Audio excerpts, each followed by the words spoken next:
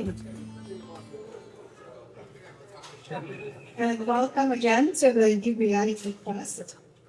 I am Ruby Clendon Watson, and I'm here today to moderate a panel on the legacy of self-determination and contemporary challenges evolving towards a full measure of self-determination.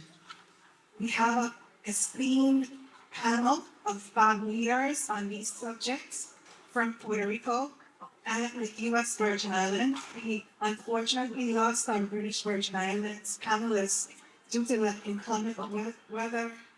He could not get here in time. I understand that he's going to be here this afternoon, and we'll be interacting with the LitFest later on and doing some interviews on the air. With us today are Dr. Erin Ramos. Dr. Ramos, just raise your hand so you know who you are. Dr. Erin Ramos is a retired professor of social sciences who was the director of the Institute of Caribbean Studies at the Rio Piedras campus of the University of Puerto Rico. Dr. Ramos holds a BA in political science from UPR and a doctoral degree in political sociology from Rutgers University. His research explores Caribbean history.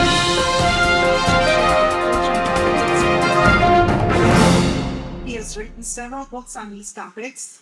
The English translation of the title of his most recent work is Croix Islands, the non-independent countries of the contemporary Caribbean. Welcome, Dr. Ramos.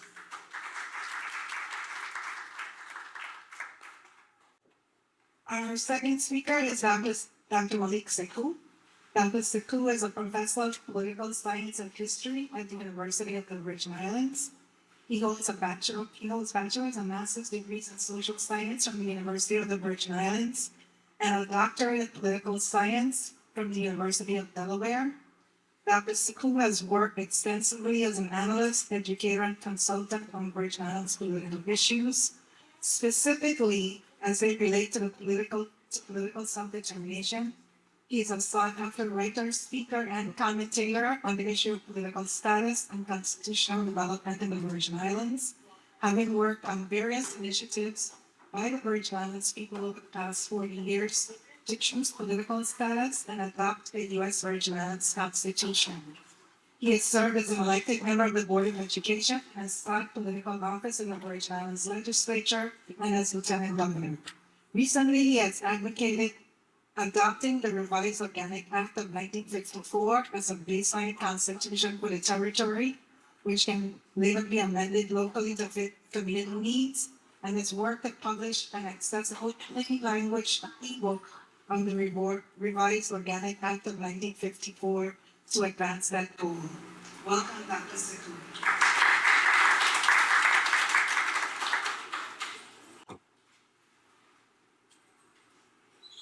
Dr. Carlyle Corbin is an international advisor on governance and founder and senior analyst with the Dependency Studies Project Global Expert Group. He previously served as representative for external affairs of the Virgin Islands government and as a territory's representative to various United Nations bodies. He was executive secretary of the Council of Presidents of the United Nations General Assembly, visiting lecturer in dependency governance studies at the University of Guam, and visiting lecturer in global affairs at the University of the Virgin Islands Institute for Future Global Leaders. He was the first Secretary General of the Inter-Virgin Islands. The Inter-Virgin Islands Council between the British and U.S. Virgin Islands governments, and the first Secretary General of the Offshore Governors Forum, comprising the 5 U.S. territories in the Caribbean and Pacific. He is a former advisor to the UN Development Program and independent expert on special political missions of the UN Decolonization Committee. He lectures globally on dependency governance studies and is the author of Self-Governance Indicator Diagnostic Tool. Welcome, Dr. Corbin.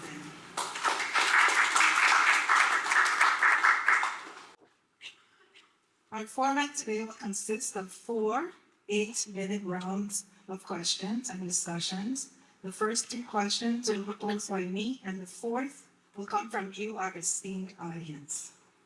To set the baseline for our discussion, my first question is, and please comment as relates to the island territory that you study and written about. What is the current state of affairs of the island territories of Puerto Rico, the U.S., and British Virgin Islands as it relates to political self-determination?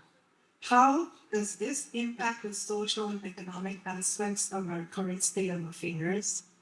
What historical and cultural legacies have contributed to our status? And what do you see as at least one major challenge to our evolution? We'll start with Dr. Croix.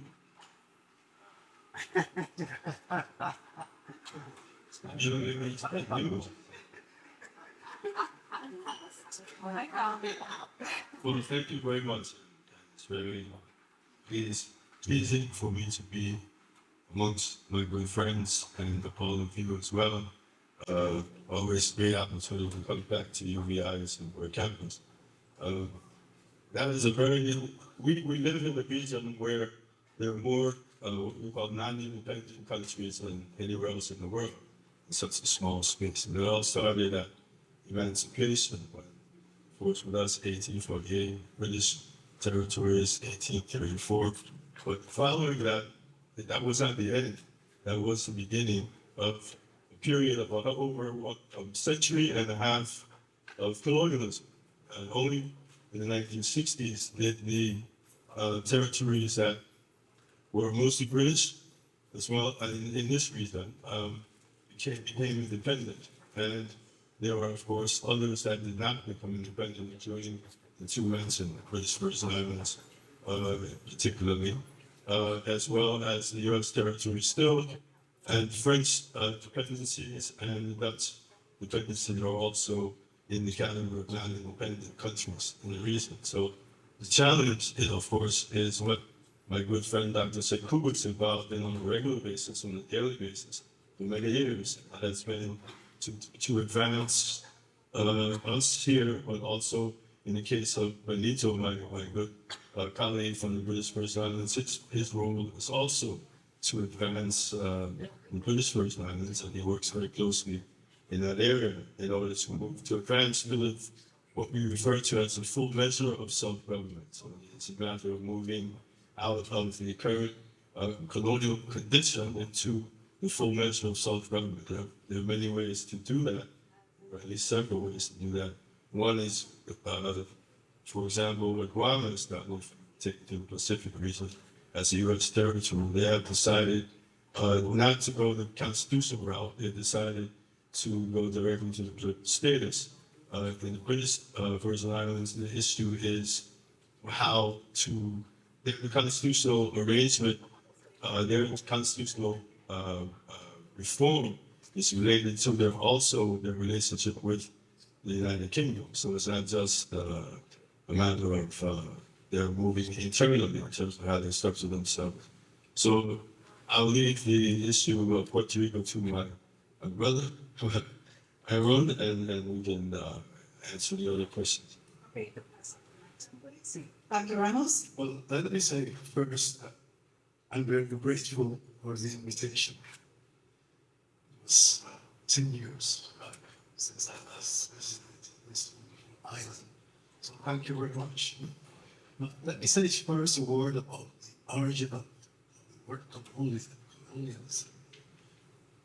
Colonial was a word invented by the Romans to refer to the people who went from Rome to other establishment in other parts of the world. So the word has changed its sense. And there's a whole discussion about who are not supposed to be a part of it. In the 21st century. My work is about why we have stayed being colonies in the Caribbean, especially. Do you hear me? Yes. You just mentioned, Caroline, that the Caribbean is the region of the world which has the most colonies. We're supposed to be independent area. Large or small, people who have an ethnic communion that we could call countries should be independent, just large or small, just as CARICOM as large and small entities.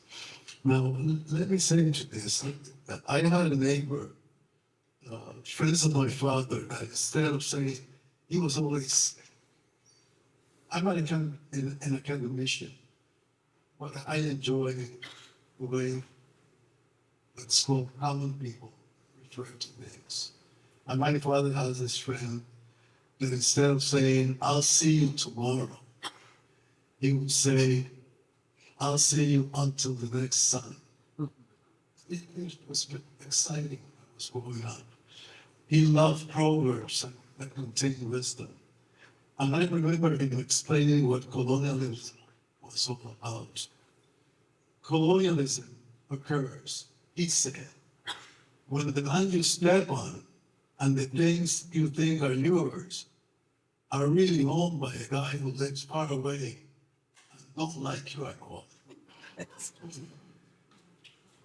When I started studying this more deeply, I still try to interpret complex things and events the way my father's friend did, and using common knowledge to redefine concepts. For example, I would say colonial autonomy, because mind you, when colonialism was supposed to end at the end of World War II, we're supposed to live in a new world without God. The metropolitan powers get many things to retain those lands and those peoples. So I would say, imitating my father's friend, colonial autonomy occurs when the guy that owns your land and lives far away from you and don't like you at all asks someone like you to manage things in the land you think is yours.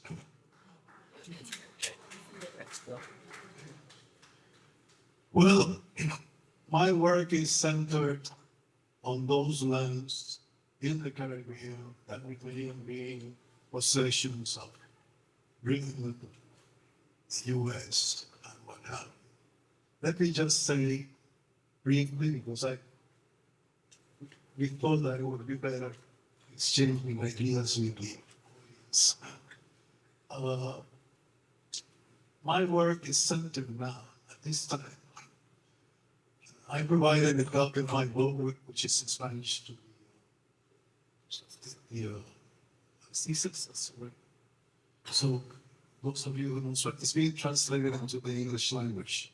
As soon as it arrived, I'll send a copy to this, to libraries in both St. Thomas and St. Croix. I'm working now on those countries that remain as colonies, but with an autonomous status. Okay? Talking precisely, there are two of them, because the French integrated the colonies into the system, right? And the British did other things. You may have heard, because you live just beside the British Virgin Islands. But I'm concerned with those territories that the metropolitan powers decided that they would have autonomy. What is the meaning of autonomy? And what happened next, which was that today, those countries that became very autonomous, the Dutch, for example, would call their colonies as such, colonies. When they decided they would be autonomous after World War II, they started naming them as countries, as if they were within. Same thing with Puerto Rico. Puerto Rico was initially called a colony, and then the language started to shift. And you will see the US saying, other things like a possession, territory, and things like that. And we started losing autonomy.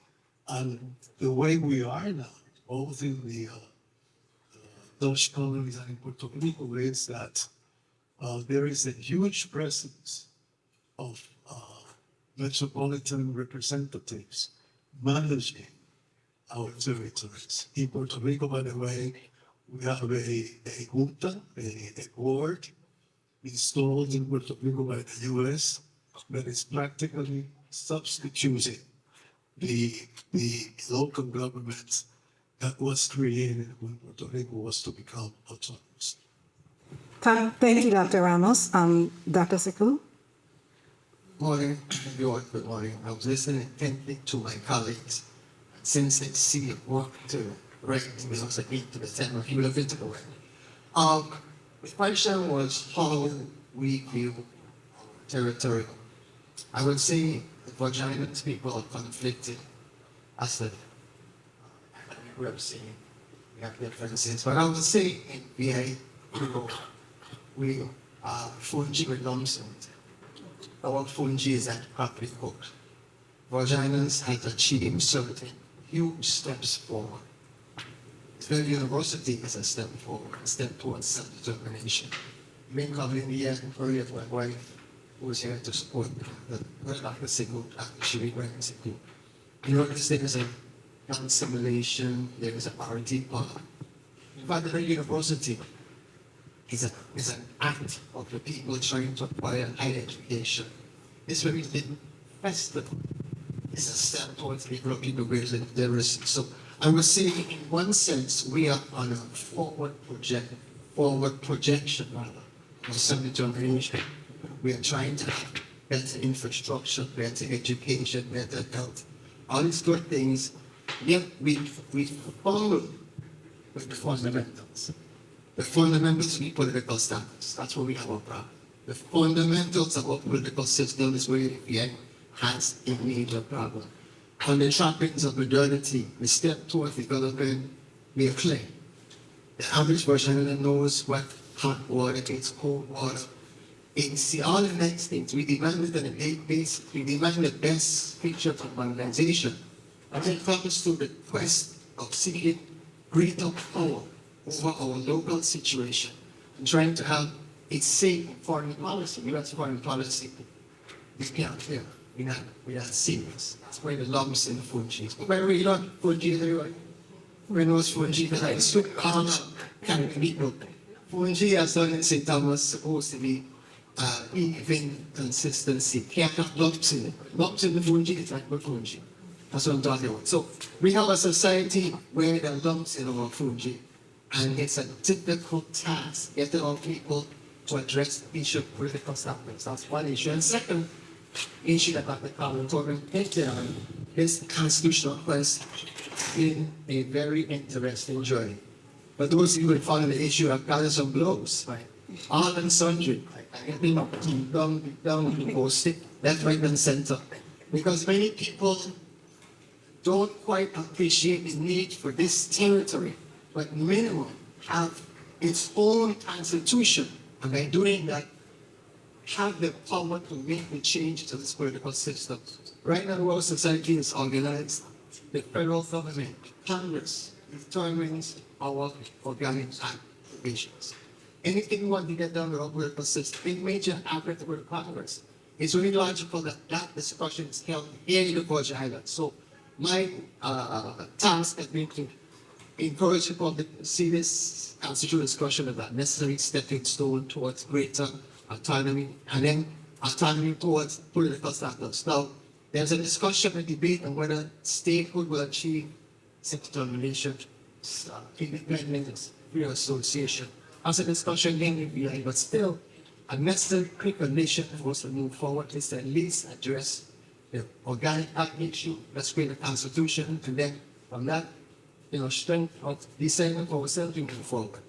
I'll stop because I don't want it to be looking at you. Thank you. And they want me to give you guys this mic.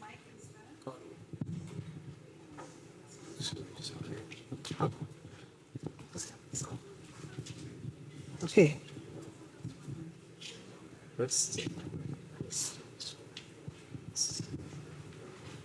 Okay. Thank you, gentlemen. The next question is that from reading your papers, it seems that there are two movements in this evolution toward greater self-government. The first, internal, where our territories seek to gain more rights within the boundaries of their unincorporated status. And the second, external, where our territories may seek to take steps towards full decolonization and the actualization of full political equality as free associated or independent countries. Are our territories attempting to do both of these things at the same time? Are those movements contradictory? And have they created confusion in the minds of the citizens of our territories as they grapple with the choices before them? I'll start with Dr. Corbin. Yes, I believe that here in the USVI, we have decided to do the constitutional route. Now, we tried the political status route initially. Dr. Green is here, Dr. Christensen is here, and when we were served together on the Status Commission, and along with Dr. Sekou, who was at the time the director, along with Gerard Emmanuel. And so it goes back to the 1990s and early 90s. That was our first and only opportunity to have a referendum on political status. There were some activities in the 1980s that actually precluded or preceded that. Under the former late Senator Earl B. Otley, there was a first status commission. Then there was a committee of the legislature under the late Senator Lorraine Berry. And then finally, we had our status commission under Dr. Krieger and Lorraine Berry were the co-chairs. We had the referendum in 1993, but it was supposed to have actually been held in 1989. But of course, Hurricane Hugo had something to do with that. So we postponed it. We ultimately had it in 1993, and we realized that there were some very clear issues and challenges that we had to overcome before we wanted to do it again. But there was a period of time between 93 and somewhere 10 years or more before we revisited the issue, and we revisited it on the basis of doing a constitution on the basis of the current status. So it would have indeed been and if we're proceeding with that today, and we will have a constitution on the basis of the unincorporated territorial status. So we're trying to give it more substance, more internal powers, and ultimately there would be an opportunity to move toward choosing hopefully one of the three options: independence, free association, or integration. That is unlike, for example, if you compare it with the British territories, where the constitutional order in the British territories with respect vis-a-vis the United Kingdom is different. Those orders actually do have within the document the issue of the relationship with the United Kingdom. So the governor, who is not elected in the British Virgin Islands or other British territories, when someone appointed from London, that person has full authority in the relationship, and that's written into the constitutional order. So there's some distinctions there. And if you look at the Dutch model, as Aaron was mentioning, there's also a variation on the theme, and the French, of course, as Aaron mentioned, also the question of being fully integrated into the French political system, which was done in 1946. So I mean, it's a matter of what has happened since that time, but also how it was done in the first instance. Because if we look back at whether or not the people really agreed to it, or whether it was just it was something imposed upon them, that's an interesting discussion. And I'm actually working on something on that right now. You know, even in the integrated countries like Martinique and Guadeloupe and the French Guiana, you have independence movements.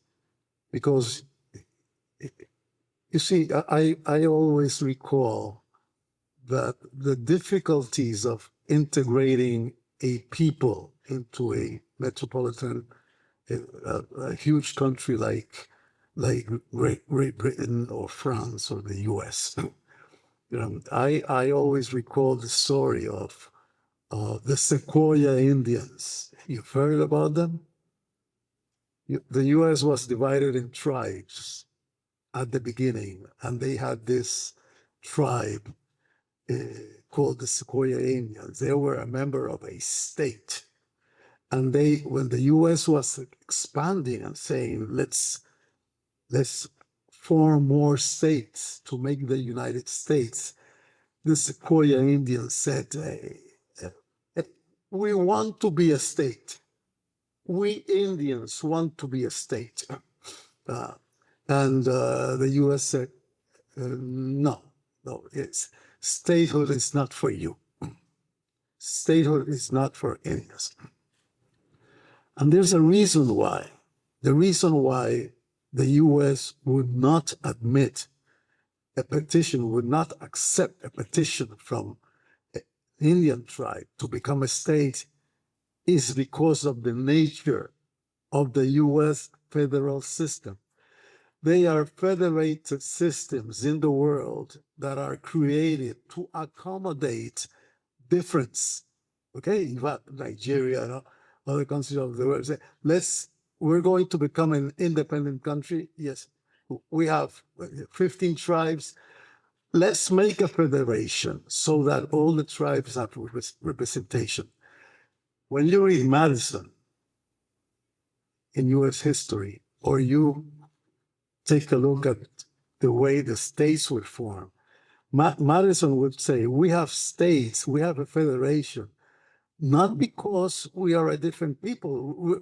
We are all European descendants. We have a federation because we don't want to have a king. That was the reason of the system in the US. So when Puerto Rico asks, and there's a lot of people in Puerto Rico that want Puerto Rico to become a state. When Puerto Rico asks, would be same thing with the US Virgin Islands, to become a state, the response of the US, we are not a federation of states that want to accommodate you. You see the problem? So statehood moves people in Puerto Rico and in other parts, but statehood is an impossibility for Puerto Rico. You keep asking for statehood, I'll need many lives to see it. Thank you. I think that I'm going to add to what Dr. Corbin said. I have a little experience with the Status Commission, and what I observe is that the majority of the Virgin Islands public is not demanding any major political status change. Like I said earlier, all people are conflicted. So our brains will say we want more power, rightfully so. Some may even say we want sovereignty. Our hearts take us to the Caribbean, where is our ancestors or homeland or brethren live there or family, but our stomach has us dependent on the federal government. And too many of our people have become so dependent on how we live and our lifestyle that we let the physiological need of how we live determine how we think. Until we have a reorientation of our mindset that we are more self-reliant, we depend less on federal generosity, and see ourselves as a part of the larger Caribbean in an integral way, not in a symbolic cultural way.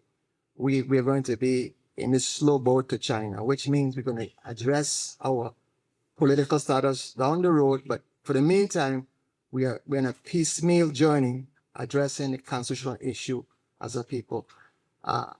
I tell everybody I'm to the far left politically, which means I'm the Pan-Africanist radical side. But I realize that's only 10 people in the Virgin Islands. I represent a minority of a minority of a minority. Very few people in the Virgin Islands share my views. The majority view in the Virgin Islands is a unique point of view, which is people want to maintain some close ties to the United States, for practical reasons, cultural reasons, but still we want to be a part of the Caribbean. So in the Caribbean cultural context, we're very close to our neighborhood. When it comes to our politics, it depends upon the issue. Like I was told the other day that our governor went to went to Barbados to connect with CARICOM so that we'll have a closer connection with workers and contractors in the Caribbean. But that's nothing new. We have done this historically for generations. We've always had a connection with the Caribbean, even in the Danish period, because we are one people. So I would say that it's our natural desire to remain close to our neighborhood. Our Puerto Ricans, our brethren, there's a whole part of St. Croix that's partly Boricua. If you didn't know that, I don't. You know, some parts is more Spanish and English in St. Croix. So we have this natural connection. The quest for political status is going to be difficult in VA because to date, there has never been a single political party organized based on any status. In political science, we talk about preconditions for political change. For you to change a political situation, you must at least have an organization committed for that change. You cannot say you want to be a Christian and not have a church. Well, I shouldn't say it that way.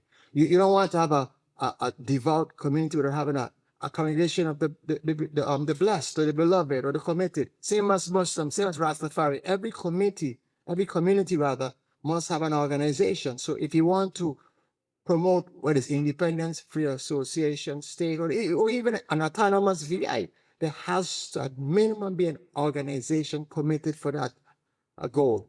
To date, it has never occurred in the VI. Why? Our politics seems to be more, let us modify and ameliorate our situation and address our problems issue by issue steadily. So it's like a slow boat to China, not in a bad way, in a good way. China in the sense like good China, not a bad China. A slow boat to a good China.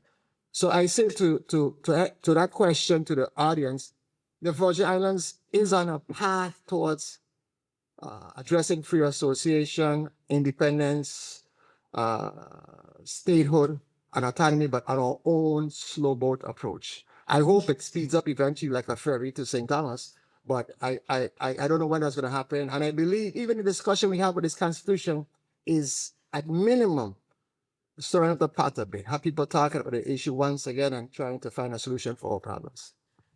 Thank you.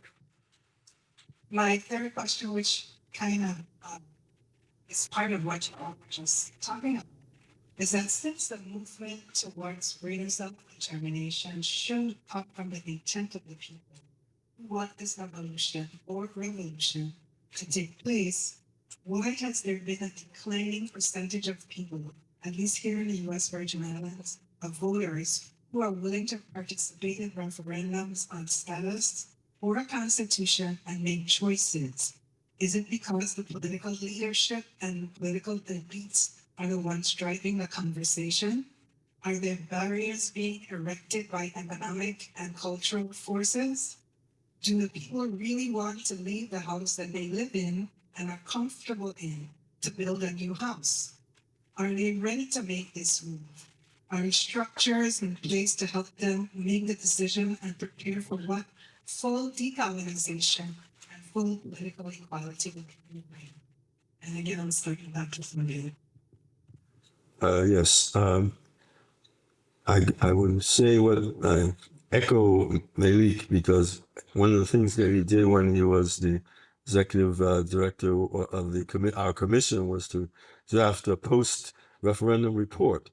And one of the recommendations of that report was that there be a mechanism maintained from that point onward, because the whole idea was recognizing that we really did need to have a sustained initiative to heighten the awareness of the people of the options available to them, and also to heighten the awareness of the people of the implications of the status quo.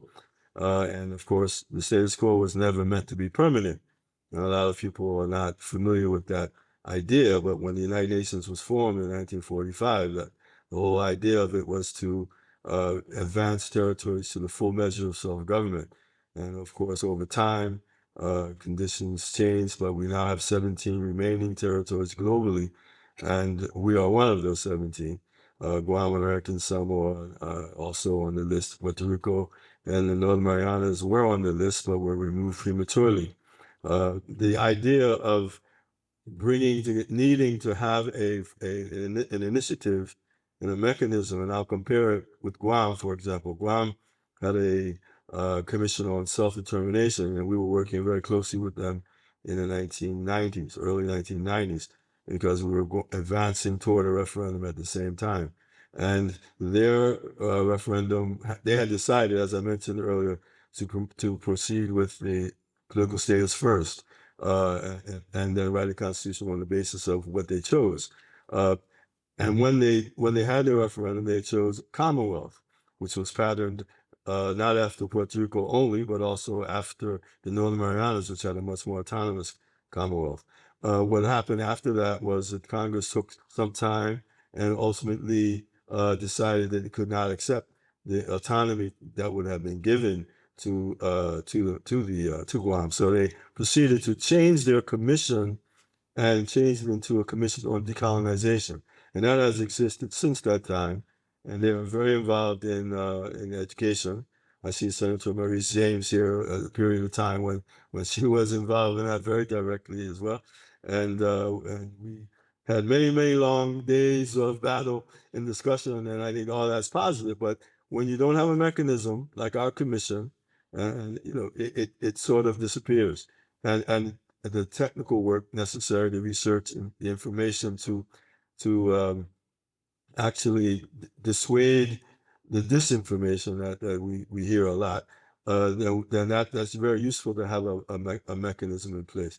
And we have people, I mean, our young people may think you're the younger of us, and but certainly we have some young people who are very clearly interested in this and have been working on this. So, and UVI is critical to this because, in fact, a major study that was done in Guam on the status options, as well as looking at the status quo, was done by the University of Guam. So I had the honor to do the first part of that study.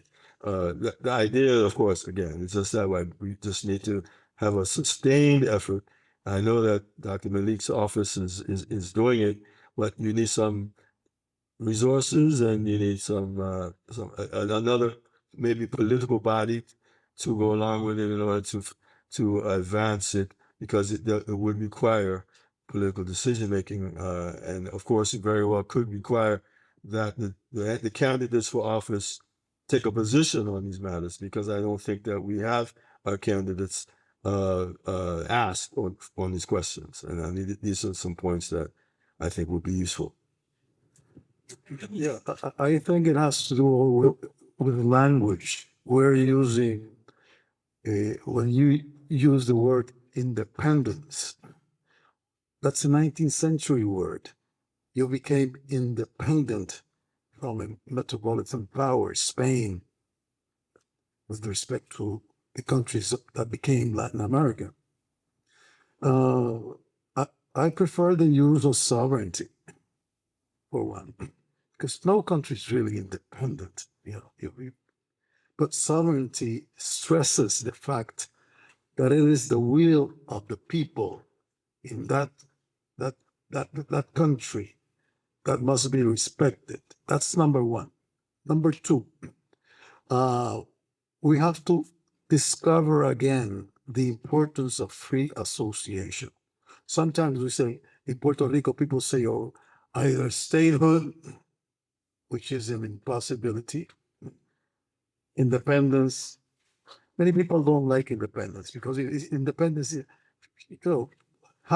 more than half of our population lives in the U.S. You talk about independence, people say, well, I want to see my granddaughter in New Jersey being independent. We should revisit free association, and we have some examples. You've worked on that. Yeah. We have some successful examples of free association. But in my case, I will not speak for the people of the Virgin Islands. In our case, in Puerto Rico, I always stress, if I have the opportunity, that we should have a relationship with the U.S. that involves traveling, to the U.S. without any problem, and the U.S. already has that type of relationship with countries in the Caribbean, in the Pacific. Still, I usually don't correct Dr. Corbin, but I need to correct something. Gerard Emmanuel was the executive director. He's back there someplace, so he would not let me take his job from him. I was just the associate director for public education in the St. Thomas, St. John district in St. Croix was Karen Haj Raphael. And the reason why I'm saying this is that I believe the Status Commission was perhaps an entity that didn't achieve its goal, but it had a good mission. It had at least 17 members. You were one of the few. Dr. Christensen was there. And I'll say this, and not to throw anybody under the bus, but we had good members and we had just members. You were one of the good members.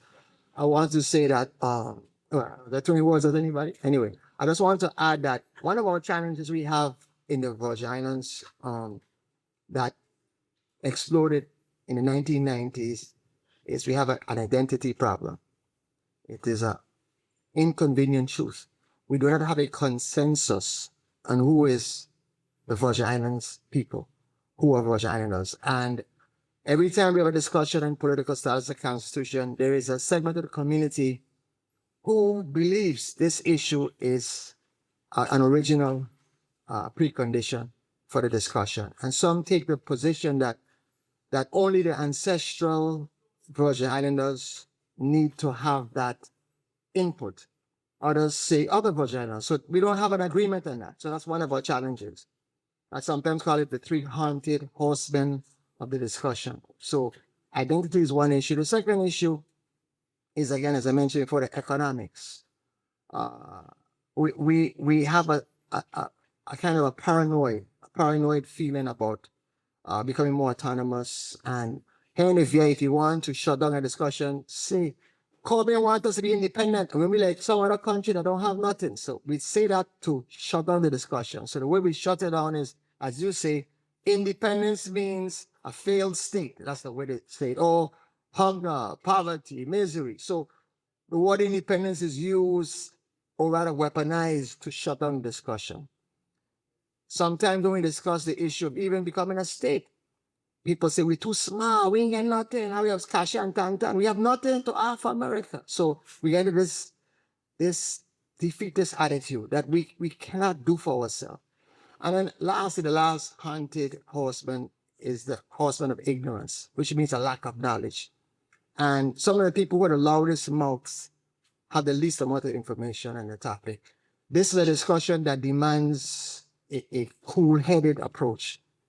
Our politics in India is very fiery, especially this election year. So if you're running for governor, delegate, and senator, we find the most passionate way to express ourselves, to get the public involvement. But a discussion on political status needs cool heads, patience, a level of understanding. And this is where no one from outside of us, we will have to resolve this ourselves. That's the last issue I want to emphasize. No junta, board, no UN delegation, no congressional delegation, no UFO, no creature from any part of this earth can solve our problems for us. That is an internal problem that we must get that wherewithal to fight for ourselves. thank you. Yes, you may. Well,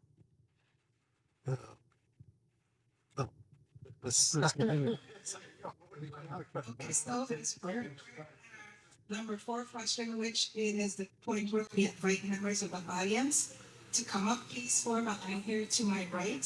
If you want to ask a question, and I will give you the mic, and you can ask a question. You have 1 minute to ask a question. You have 1 minute to ask a question, and please try not to make too many statements because we're it's a discussion. So, okay, we're going to start with my esteemed former boss, the former Congresswoman with Christians. Good morning, or good afternoon, I guess it is. Thank you. Thanks. Thank you for the panel. attend another conference in St. Thomas just to make sure I'm here today. Thank you. I'm going to do it quickly, but I have questions. One from Malik. I have a concern about the sixth constitutional convention. Do you think we understand that our constitution, and starting as Malik's first question, needs to be done in our current status? Because the problem with the last one was that we were trying to insert provisions that would have assumed we had a different status. And that was what killed the constitution. And we haven't really made a decision on statuses. And with the influx of more and more Americans, do you think we have that we have here? Do you think free association with independence or sovereignty, as that brothers call it, is the real option for us? As we Carlisle is Guam, as Guam is focusing on status and is still insisting that only minorities can vote. How is that going? Dr. Reynolds, is there such a thing as Commonwealth?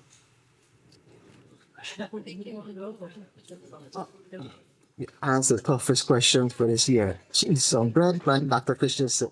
You know, I need to give me something to catch myself after I answer this question. Well, first things first, my preference has always been status come first. In 2019, I went to a conference with the League of Women Voters, and the then league member said to me, asked me, well, Malik, if the people not ready for status, what do we do? Do we wait for them to get ready? Can't we address the Constitution first? And I told him that I'm like a Joe Fraser, I will adjust to the fight. So if we want to deal with Constitution first, well, let's do it, but let's do it sincerely. I believe in being straight with the people. If the fifth draft had an impasse, which is a historical fact, that the then Obama administration, which would be the most friendly administration we should expect for a long time, we should not expect anything friendlier than this. We cannot expect if Trump is ever reelected, he'll be friendlier or anybody else. If the Obama administration identified 9 areas of concern that we ought to have addressed at that point in time, and the then leadership of the convention didn't address them, then that horse has left the barn. That is water under the bridge. That is an error for that, a mistake for that group of people. The Revised Organic Act and its amendments serve as the de facto constitution right now as we live. If we adopt it and take it away from Congress, by adopting it and make it a constitution, and we have the right to modify it, that is the easiest approach. It's easy. That's not the best approach. I'm not saying the best. That's not the approach I would want, but that's where we are today. Second, I think that the Virgin Islands really must see things as windows of opportunity. If we do not address this constitution issue now, if by the strange twist of fate there's a Trump administration next year, we're going to find out what's out about the castle upon here. We're going to be in a hostile situation. It will be the most disappointing time. We had a time when the Democrats were in power. We failed to address our issue. And now with a new Republican administration, we don't know which way that can go. We're gonna basically be in a difficult situation. Concerning political status, that's a choice of the people. I believe many people say they want free association. Well, not many. Those who do say they want free association want it because it's the best of both worlds. It allows a continued U.S. relationship and as well as some sovereignty. But again, I'm not quite sure because Virgin Islands seem to the change. Some issues we want to be closer to America, other issues we want to be away from America. Some issues so it depends on what which angle we want to take. Okay, because we're running out of time. So, Dr. Reynolds. Associating in free association is so good that that's what the Europeans have done. They're independent countries, or you don't want to use the word sovereign countries, that decided to, put some things aside and see and watch and enjoy the benefits of sharing resources. St. Kitts has 20,000 inhabitants, and it is a sovereign country. Okay, and I have a friend from St. Kitts that visited me one. I love baseball, and I showed him our stadium in San Juan, Irán Víctor Stadium, and he said, "How many people you can sit there?" I said, 20,000 people. And he said, "Oh, my whole country you can sit there." And they're a country. I mean, again, put aside the word independence, and think about sovereignty. See, an arrangement in which the priority in terms of public policy, in terms of what happens when people are in need of hospitals, this and that, the priority is the people living in that country. That's the whole thing.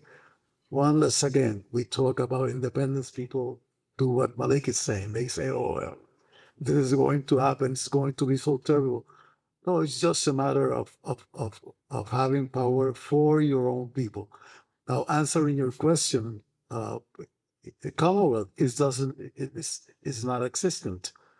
And if I can think of what. We have to move it along. Okay. We're running out of time. Yes, regarding grounds, the idea of a tomorrow only vote was a creation of the media in order to highlight the fact that there were those who did not want the majority of the population to have the opportunity to make the decision. If the actual initial legislation went back to a period of residency, those who were in the territory at the time of the transfer from Spain to the United States, which was 1899, coming out of the Spanish-American War. The legislation was subsequently changed to 1950, and those persons and their descendants who have been resident there when their organic act was adopted. And I think that is where it became a residency-based, time-honored issue, but the media continue to project it as a tomorrow-only vote. In any case, it went to the Supreme Court and through various levels, and as a result, their legislation was struck down because of the impact of the federal legislation on the territory. So as a result, they're determining now how to rewrite that part in order to have their referendum. Thank you. Senator James? Thank you, and good morning, Doctor. I don't even know what time it is. First of all, Dr. Corbin, good to see you. As you stated, I was the Associate Director for Political Status in 1989 when people just turned me upside down. Maybe that was a blessing. During that time, though, I would visit senior citizen centers and talk to them about their choice of political status. And there was always a resistance, and these are people in 1989 who had gone through the transfer. And or people from the islands who had migrated here. And so at the time, to me, I felt that it seemed as if went to Dr. Sipu's point about our identity, because we had people then who were saying, well, we don't know what we have, we don't know what we're going to get. And they were upset about the transfer from Denmark to the US. And then you had all these people from the other islands who were independent, and yet they did not favor independence for the place they had come to. Ultimately, and this is my question to you, when I was in the military at Jackson and Charlottesville, and we talk about military operations and the control of the media, who controls the media, controls the minds of the people, we just talked about that. Ultimately, it comes down to the will of the people. And I just want to get your comment on that when we have such a heterogeneous mix of people here, including those who come from the mainland now more than ever in the Virgin Islands, and how they will affect anything that we do going forward in terms of political settlements. Thank you. Dr. Corbin? Well, that's obviously the challenge of the day. But I think it has become a function of our waiting too long. I think had we addressed it earlier in the earlier decades, we would have had a much better opportunity to do it. So that's the challenge that, of course, Dr. Sekou has in his work.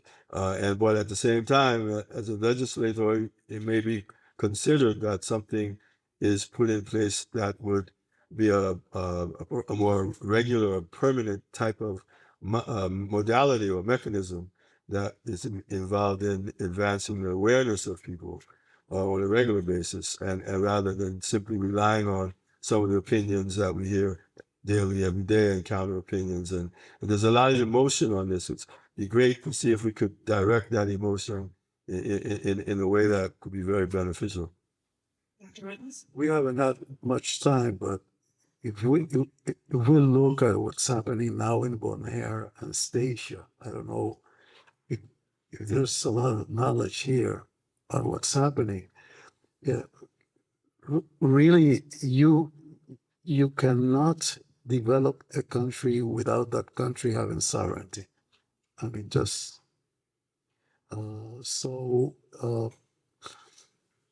But putting up on the table another theme, which is not if you're large or small, but if there is a regional association that may be the key for that. In the Caribbean case, it's CARICOM. In the Treaty of Chaguaramas, which created the foundation of CARICOM, it was decided that they will accept, although it was initially an English-speaking association of countries, they would accept countries that were not Anglophone. And they initiated that with Suriname, right?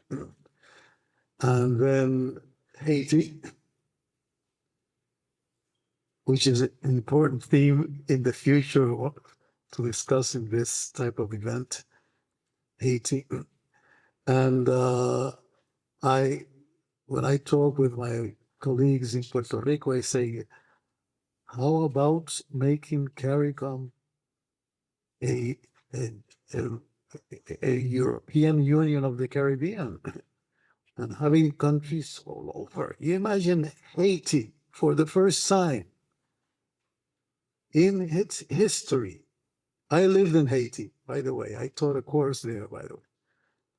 For the first time in Haitian history, you have a country, you have an interest in going to Haiti and solving a problem, not by the US, not by France, because they both of them don't love Haiti, by the way, but by an association of which Haiti is a member.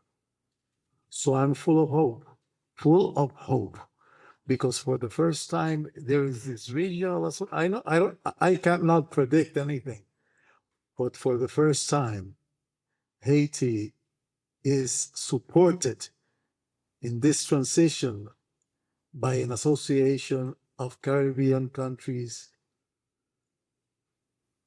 mainly formed by Afro descendants, which is also a very important thing, which is behind the move to make Haiti an important country in this region. Okay, I asked for a few more minutes to continue this because this discussion is very important and we don't want to leave Dr. Suarez questions out. But Dr. Sekou, you I'll just say one sentence. My response to Senator James, my cousin family, is we need to expand the soul of the people. Our soul, not spiritual alone, but even our socio-cultural soul. I believe there's a scholar in Puerto Rico called, he's now deceased, Jose Gonzalez, who speaks about a 4-story house. Is that his name? Jose Luis Gonzalez, the 4-story house. We also have a 4-story house. We also have a a house that has several layers, and we have to expand this house, find a way to include those who have always been here, ancestral natives, those who have come in different eras, and those who are coming even now, once they acculturate, accept the society, respect us. We need to have a expanded soul to include people so we could overcome this situation. Thank you. And Dr. Seymour will ask the last question. Thank you so much. Dr. Corte, Dr. Ramos, Dr. Ziku, it's so lovely to see each of you. And I have to say thank you for all of the work that you've done over the years to illuminate this subject and to advance it for our collective freedom and liberation. The question that I had for you is based off of this quote by Franz Fanon that I love, where he said that every generation has to find in his mission that they are both struggle for liberation and fulfilled or retreat. And in reading your work, I get a very clear sense of where the fulfillment and the betrayals have happened in previous generations. And in fact, I want to know what your insights might be or what your hopes might be for intergenerational coalition building. How can we strengthen our individual, collective, institutional even memory about political science missions and efforts of the past? I think that one of the challenges of my generation, I think sometimes we reach to the struggle as if nothing was done before, then we find ourselves feeling through, finding the resources, finding the archives, finding the information. But I think that there ought to be stronger and better bridges between the work that has been done historically, the contemporary work, and then even what can be left behind for future generations. I don't think I'm allowed to call myself guilty anymore. I'm not sure where I am on the spectrum. But if you have any insights on what archives on status need to be protected in the Virgin Islands, what resources exist and need to be cultivated, then how can we actively and proactively prepare future generations for their ongoing work. Thank you. Good questions, and then the discussion on the future. Well, Dr. Hadia Sewer, Gerard Emmanuel was sitting right behind you, and we discuss you and your generation all the time on 2-hour phone calls. The idea is that we are very pleased and to be passing it on to you, but we should have a mechanism to do that. One of the things that has been done, and I go back to Guam because I introduced the curriculum there on dependency governance studies, and that was for the purpose of putting this into the curriculum so that the generation of university students would then have the knowledge on the question, and they are the ones who are actually now leading the issue of the entire decolonization effort in Guam. So I think that's something like that, something that needs to be done, and continuing to write, of course, and you have to continue to write, and your colleagues as well. But we are very, very happy. We think that it's in good hands. The history and the future is in good hands. But we'll still be in background trying to give you some assistance if you need it. Dr. Ramos? Not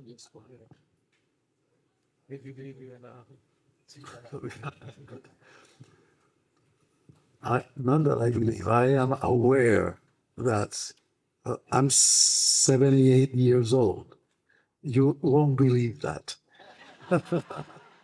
I'm 78 years old, and when I look back at my sons, my granddaughters, and grandchildren in general, I always look at that question about what's going to happen. I will die in a decade or so, but other people will start rethinking the problem and trying to provide a solution to that problem. The only thing I always emphasize, because I tell my kids, I grew up with guitar music, and now you like Bad Bunny. It's a shock, But the importance of cooperating. If you follow me, when I talk about the Caribbean being a small European Union, okay, I'm really stressing the importance of cooperating and end up with this again. The problem with Haiti has lots to do with the fact that the Dominican Republic has historically